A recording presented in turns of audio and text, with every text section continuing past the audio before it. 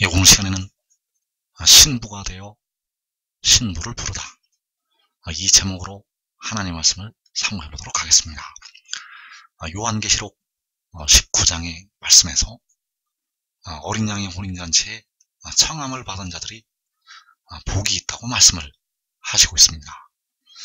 그래서 그 어린 양의 혼인잔치에서 택하심을 받은 성도들은 신부가 되어서 그 어린 양의 혼인잔치에 참석을 하게 되겠습니다. 그래서 현재는 이 땅이 바로 하나님께서 교회를 세우셨고 교회 시대가 펼쳐져 있습니다.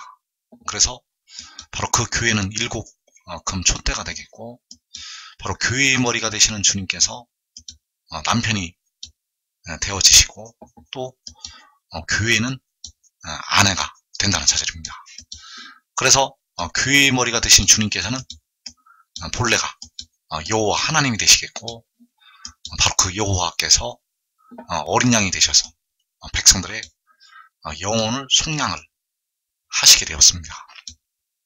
그래서 현재의 교회의 남편은 바로 십자가를 지셨던 우리 주님이 되시겠고, 아내는 바로 교회가 되겠습니다.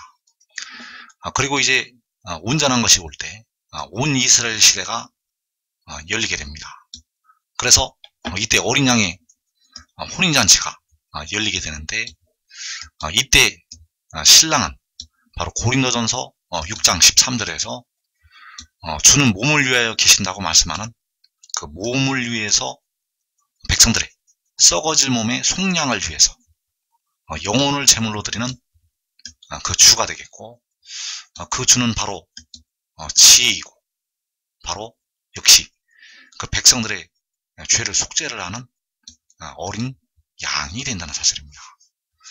그리고 그 어린 양의 신부는 바로 그 24장로와 그리고 14만 4천이 그 어린 양의 신부가 되어서 그 혼인잔치에 참석을 하게 되겠습니다. 그래서 계시록 22장 9절에서 일곱 대접을 가지고 마지막 일곱 재앙을 담은 일곱 천사 중 하나가 나와서 내게 말하여 이르되, 이리 오라, 내가 신부 곧 어린 양의 아내를 내게 보이리라 하고 성령으로 나를 데리고 크고 높은 산으로 올라가 하나님께로부터 하늘에서 내려오는 거룩한 성 예루살렘을 보이니 하나님의 영광이 있어 그 성의 빛이 지극히 귀한 보석 같고 벽옥과 수정같이 막더라. 자, 하나님께서 그 요한에게 그 거룩한 성 예루살렘을 보여주시게 되었습니다. 그래서 그 일곱 천사 중 하나가 요한에게 내가 신부 곧 어린 양의 아내를 내게 보이리라 하면서 요한에게 보여주게 됩니다. 그래서 그 신부가 바로 어린 양의 아내가 되겠고, 그 어린 양의 아내가 바로 하나님께로부터 하늘에서 내려오는 거룩한 성 예루살렘을 보여주시게 되었다는 것. 그래서 이 어린 양의 아내가 하나님께로부터 하늘에서 내려오는 거룩한 성 예루살렘 안에 있게 됩니다. 이 어린 양의 아내가 바로 그 하나님께로부터 내려오는 거룩한 성 예루살렘 안에 어린 양의 아내가 있다는 것. 그래서 온 이스라엘 시대에서 신랑은 바로 그 지혜인 어린 양이 되겠고, 그리고 신부는 하늘에서 내려오는 그 거룩한 성 예루살렘 안에 있게 됩니다. 그래서 그 거룩한 성 예루살렘 안에 바로 그 24장로와 14만 4천이 있게 되고, 이들이 바로 어린 양의 아내들이 되겠습니다. 그 거룩한 성 예루살렘 안에 24장로와 14만 4천이 있게 되는데, 이들이 바로 어린 양의 아내가 된다는 것. 그래서 계시록 19장 7절에서 우리가 즐거워하고 크게 기뻐하며 그에게 영광을 돌리세. 어린 양의 혼인 기약이 이르렀고 그의 아내가 자신을 준비하였으므로 그에게 빛나고 깨끗한 세마포옷을 입도록 허락하셨으니 이 세마포옷은 성도들의 의로다 하더라. 자, 킹제임스 성경으로 보게 되면 이 세마포옷이 바로 성도들의 의라고 말씀을 하고 있습니다. 그래서 그 어린 양의 아내가 바로 이 의를 입고 혼인잔치에 들어가게 됩니다. 이 의가 바로 세마포옷이 되겠고, 그래서 이 의는 로마서 8장의 말씀에서 결코 정죄함이 없는 의가 되겠습니다. 이 의는 결코 정죄함이 없는 의라는 것. 그래서 이 의의 세마포옷을 입고 어린 양의 아내가 혼인잔치에 들어가게 됩니다. 그래서 이 세마포옷을, 이 의의 옷을 바로 그 24장로와 14만 사천이 입고 어린 양의 아내로서 혼인잔치에 참석을 하게 된다는 사실입니다. 그래서 이 의는 오직 하늘의 일을 믿는 믿음을 통해서 얻을 수가 있습니다. 여기서 이 성도들의 의는 하늘의 일을 믿는 믿음의 의라는 것. 그래서 로마서 1장 17절에서 복음에는 하나님의 의가 나타나서 믿음으로 믿음에 이르게 한다고 말씀하셨습니다. 그래서 여기서 나타나는 의가 바로 두 번째 믿음의 의가 되겠습니다. 여기서 말씀하시는 성도들의 의는 믿음으로 믿음에 이르게 한다고 할 때 두 번째 믿음의 의가 되겠고, 바로 하늘의 일을 믿는 믿음이 되겠고, 바로 몸의 속량을 위해서 보내심을 받는 지혜가 하늘에서 내려왔다는 것을 믿는 믿음의 의가 된다는 사실입니다. 그래서 이 의를 얻어야만 이 혼인잔치 들어갈 수가 있고, 이 의를 얻어야만 이 세마포옷을 입을 수가 있다는 사실입니다. 그래서 계시록 19장 9절에서 천사가 내게 말하기를 기록하라. 어린 양의 혼인잔치에 청함을 받은 자들은 복이 있도다 하고, 또 내게 말하되 이것은 하나님의 참되신 말씀이라 하기로 내가 그 발 앞에 엎드려 경배하려 하니, 그가 나에게 말하기를 나는 너와 및 예수의 증언을 받은 내 형제들과 같이 된 종이니 삼가 그리하지 말고 오직 하나님께 경배하라.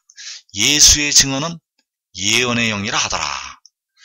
자, 여기에서 천사가 바로 이 요한에게 이 일을 보여주던 천사가 되겠습니다. 그래서 이 천사가 요한계시록 10장에서 그 작은 두루마리의 예언의 말씀을 들고 그 바다와 땅을 밟고 서게 된 그 천사가 되겠습니다. 그래서 그가 바로 몸의 속량을 담당한 주가 되겠습니다.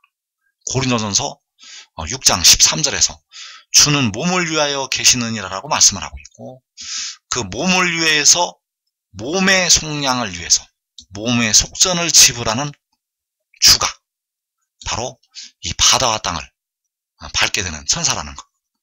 그래서 그 천사가 요한에게 어린 양의 혼인잔치가 일어나는 그 모습을 보여주게 되었고, 이 어린 양의 혼인잔치에 청함을 받은 자들은 복이 있다고 요한에게 말씀을 하였다는 사실입니다. 그래서 그의 증언이 바로 예수의 증언이 된다는 사실입니다.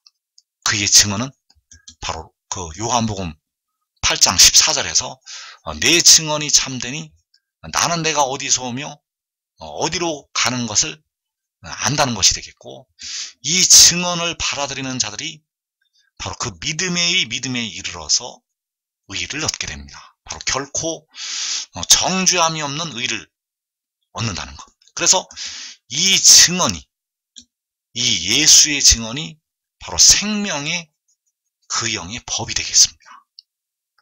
이 증언이 바로 생명의 그 영의 법이라는 것. 그래서 그 증언을 받아들이는 것이 그 법을 지키는 것이 되겠습니다. 그 증언을 받게 되면 이제 육신까지 의롭다 하심을 받게 됩니다. 그 증언을 받게 되면 이제 육신의 죄를 씻는 물까지 그에게 그 증언을 받아들이는 자들에게 임하게 됩니다.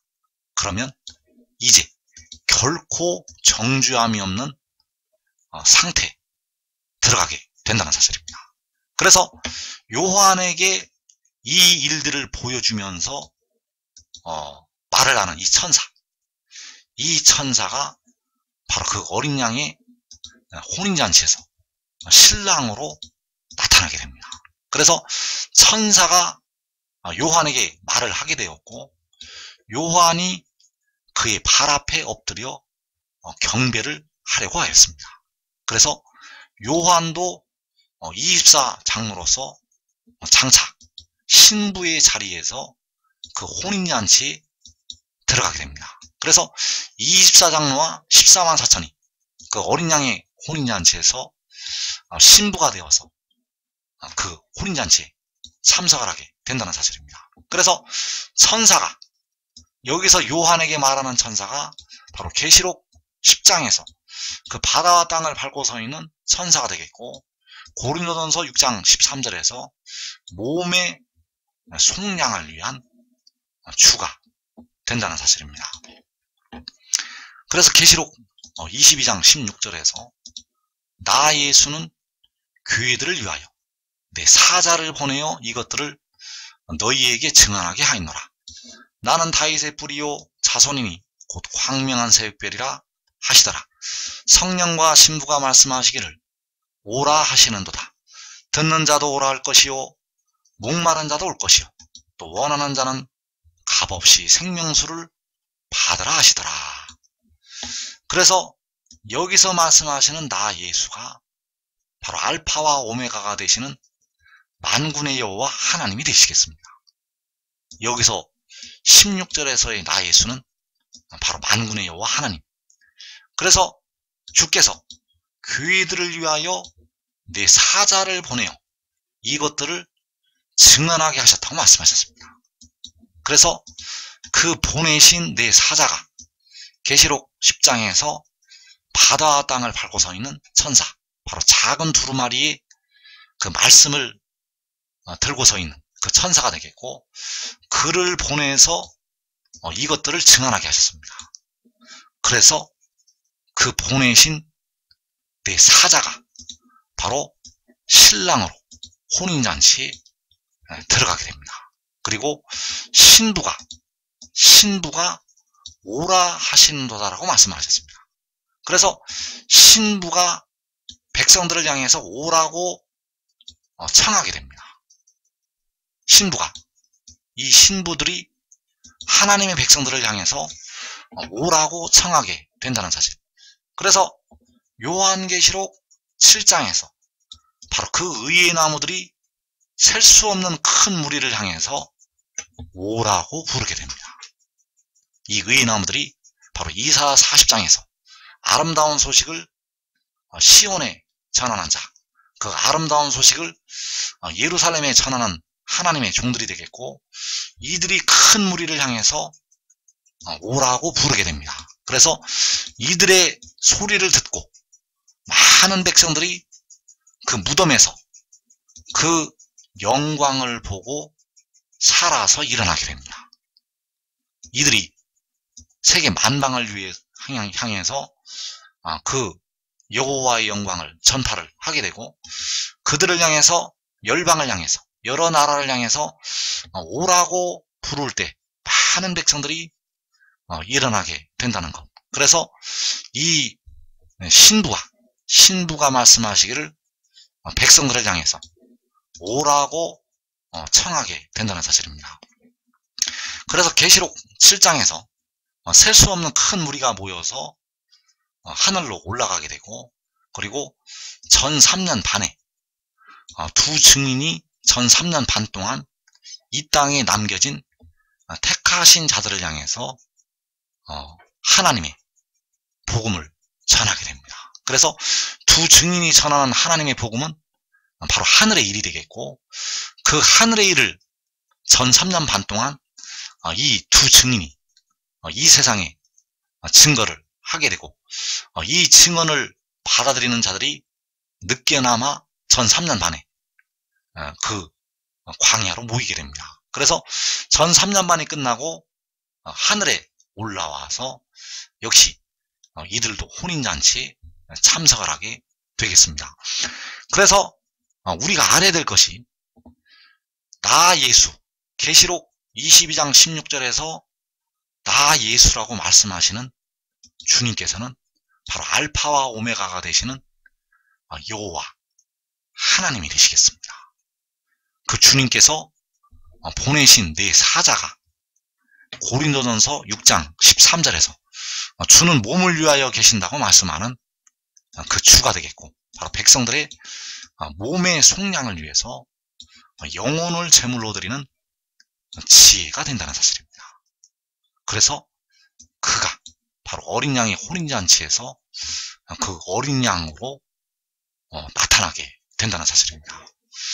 그래서 내 사자를 보내어서 이것들을 너희에게 증언하게 하셨다고 말씀을 하셨고, 그 내 사자가 계시록 10장에서 그 작은 두루마리를 들고 오른발은 바다를 밟고 왼발은 땅을 밟고 서 있는 그 천사가 되겠습니다. 그래서 그 내 사자가 백성들의 몸의 속량을 위해서 영혼을 제물로 드리는 어린 양이 된다는 사실입니다.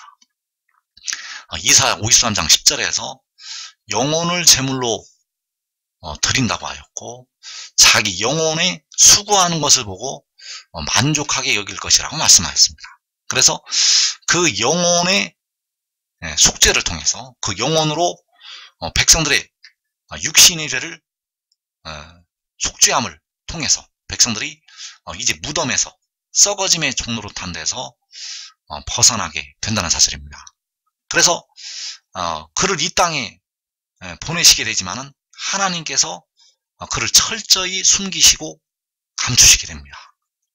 그를 하나님께서 감추시고 숨기신다는 것. 그래서 그를 보내실 때 바로 영을 보내시게 됩니다. 영을 보내시기 때문에 이 땅의 백성들이 전혀 깨닫지 못하고 영의 일을 알지를 못한다는 사실입니다. 그래서 이사 49장 2절에서 내 입을 날카로운 칼같이 만드시고 나를 그의 손 그늘에 숨기시며 나를 갈고 닦은 화살로 만드사 그의 화살통에 감추시고, 자, 하나님께서 그 몸의 속량을 담당하는 지혜를 숨기시고 감추시게 됩니다. 그를 이 땅으로 보내시지만은 때가 이를 때까지 숨기시고 감추신다는 것. 그래서 날카로운 칼과 갈고 닦은 그 화살로 만들어 놓으시고 그를 숨기시고 감추시게 됩니다. 그래서 이 칼이 나타날 때, 이 화살이 나타날 때 만민이 그 앞에 엎드러지게 됩니다. 하나님께서 숨겨놓으신 이 칼을, 그 감춰놓으시는 그 화살을 나타내실 때 만민이 그 앞에 엎드러지게 된다는 것. 그래서 시편 45편 3절에서 용사여 칼을 허리에 차고 왕의 영화와 위엄을 입으소서. 5절에서 왕의 화살은 날카로워 왕의 원수의 염통을 뚫으니 만민이 왕의 앞에 엎드러지는도다. 자, 이 만민이 바로 이방 나라들이 되겠고 세계 열방이 왕의 앞에 엎드러지게 됩니다. 그래서 그 왕이 엎드러질 때, 왕의 앞에 엎드러질 때 바로 칼을 허리에 차게 되고 왕의 화살은 날카롭다고 말씀을 하고 있습니다. 바로 숨겨놓으신 날카로운 칼을, 감춰놓으신 그 갈고 닦은 화살을 이방 나라들을 향해서 나타내시게 된다는 사실입니다. 그래서 백성들을 위해서 예비된 신랑이 바로 이것들을 너희에게 증언하게 하셨다고 말씀하신 그 내 사자가 되겠고, 그 보내신 내 사자가 계시록 10장에서 그 작은 두루마리의 말씀을 들고서 있는 그 천사가 된다는 사실입니다. 그래서 그가 독생자가 되겠습니다. 이 땅의 백성들에게는 독생자의 비밀을 마지막 때까지 아주 철저하게 감춰 놓으셨습니다. 이 독생자의 비밀은 마지막 때까지 철저히 감추어 놓으셨다는 것. 그래서 백성들을 위해서 십자가를 지신 주님은 스스로 있는 자, 여호와 하나님이 되시겠고, 태초 전부터 스스로 있는 자가 되시겠습니다. 그리고 태초에 그 작은 두루마리의 예언의 말씀을 들고서 있는 그를 낳으시게 되었습니다. 태초에 그를 낳으셨다는 것. 그래서 그를 보내서 이것들을 백성들에게 증언을 하게 하셨고, 그를 마지막 날에 백성들의 몸의 속량을 위해서 그의 영을 보내시게 됩니다. 그래서 그의 영을 보내신 것이 계시록 12장에서 여자가 아들을 낳은 것이 되겠습니다. 그 여자가 낳은 아들이 바로 백성들의 신랑이 되겠고, 그 여자가 낳은 아들이 백성들의 썩어질 몸, 바로 무덤으로 들어가는 몸의 속전을 지불을 하게 됩니다. 그래서 그의 입을 날카로운 칼같이 만들어 놓으셨고, 그 칼이 나타날 때 용사여 칼을 허리에 차고라는 이 말씀이 응하게 되고, 그를 갈고 닦은 화살로 만들어 놓으셨고, 왕의 화살이 날카로워 그 만민이 엎드러진다고 말씀하셨습니다. 그래서 그 날카로운 칼이, 그 용사의 칼이, 그 갈고 닦은 화살이, 그 왕의 화살이 이사야 41장 2절에 나타나고 있습니다. 이사야 41장 2절에서 열국을 그의 앞에 넘겨주며 그가 왕들을 다스리게 하되, 여기서 열국과 왕들이 바로 만민이 되겠고, 만민이 그 앞에서 엎드러지게 됩니다. 이방 나라들이, 세계 열방이 그 앞에서 엎드러진다는 것. 그래서 그들이 그의 칼에 티끌 같게, 바로 열국과 왕들이 그의 칼에 티끌 같게, 그의 활에 불리는 초계 같게 하신다고 말씀하셨습니다. 그래서 그의 칼이 하나님께서 숨기신 그 날카로운 칼이 되겠고, 바로 시편 45편에서 용사여 칼을 허리에 차라는 그 용사의 칼이 된다는 사실입니다. 그래서 그의 활이 바로 이사야 49장에서 그를 갈고 닦은 화살로 만드시고 감추어 놓으셨다고 말씀을 하시고 있고, 그 화살이 나타날 때 바로 왕의 화살이 날카로워서 만민이 엎드러진다고 말씀하셨습니다. 그래서 감추어 놓으시고 숨겨 놓으신 그의 칼과 그의 활이 나타나서 열국과 왕들을, 바로 만민을 다스리게 하신다는 사실입니다. 그래서 이 일이 요한계시록 7장에서 주님께서 공중에 강림하신 직후에 세계 열방을 향해서 나타나게 되겠습니다. 그래서 이 일을 깨닫고 지금 그를 따르는 자들은 바로 그 백성들을 향해서 오라고 초청을 하는 그 복된 자리, 영화로운 자리, 이 시험의 때를 면하고, 자기와 자기의 가족이 이 환난의 때를 면하고 가장 복된 자리에서 기쁨을 누리게 될 것입니다.